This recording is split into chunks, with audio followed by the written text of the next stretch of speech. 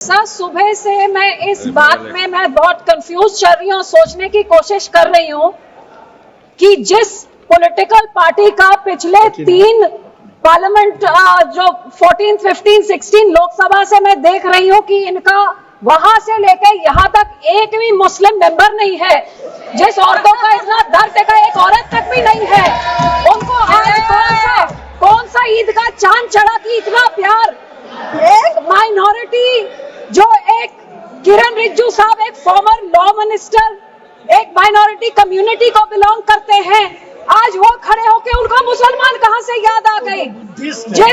जिस minority community, जिस party की सारी पॉलिटिक्स ही हिंदू मुस्लिम की पोलराइजेशन पे डिपेंडेंट है, जिसकी सारी राजनीति ही है पाकिस्तान मुसलमान खालिस्तान, आज इनको इतना दर्द कहां से आ गया कि हमारी मुसलमान बहनें, हमारे मुसलमानों का पैसा वो सही लग जाए।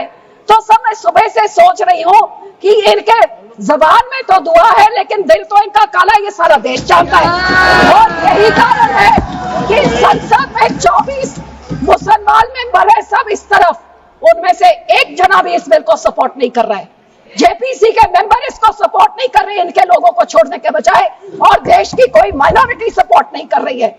जिनका बिल इतना अच्छा होता तो तारीफें होती, लेकिन हाँ माइनॉरिटी है, आपके मंत्री है ना इसलिए, लेकिन सर ये सोचते सोचते मैंने सोचा कि इसके पीछे पॉलिटिक्स क्या है।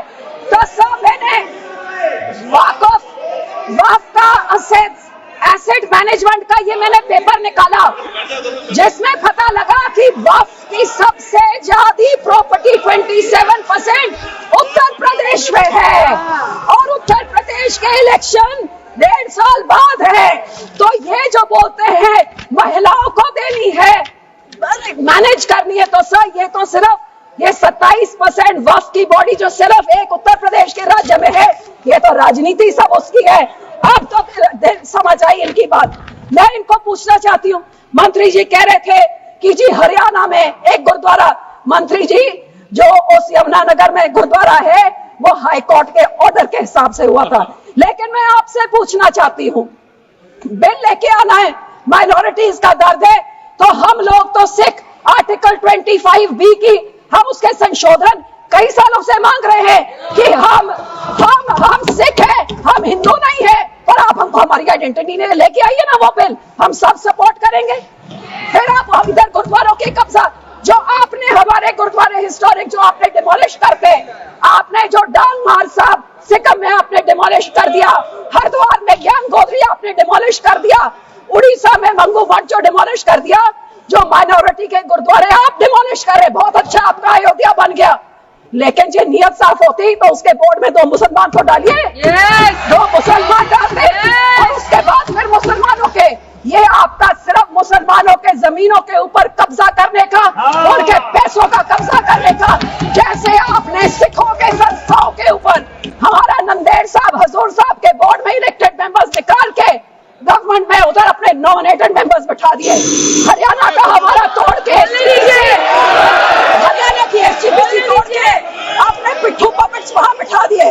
पटना साहब ने भी यही कहा, और अब हमारी एसजीपीसी में भी आप यही कर रहे हैं। सर आपकी ये काली बुलडोजर वाली राजनीति, डिवाइड एंड रूल, आप मुसलमानों को इन बिचारों भी शिया सुन्नी आका खाना उसमें डिवाइड कर रहे हैं। ऐसे काबू नहीं करते, ऐसे टुकड़े टुकड़े करें, टुकड़े टुकड़े गैंग तो आप हैं सर, हर माइनॉरिटी के टुकड़े टुकड़े, कभी मुसलमानों के कभी सिखों के, और ये आपकी जो गंदी राजनीति है। आप ये इतना सोच लीजिए सर 2 मिनट कि जैसे जो हमारे गुरबानी में कहते हैं ना, जो आप बीजते हो वही आप भोगते हो। आज जितने इधर बैठे हैं इन सब के कोई ना कोई रिश्तेदार बाहर के देशों में भी हैं।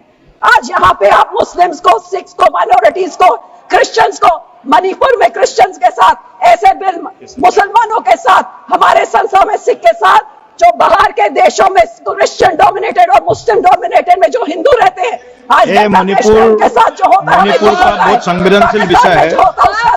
Manipur Christians word should be deleted.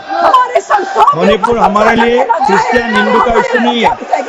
This word should be deleted. Please complete madam, please be seated, please be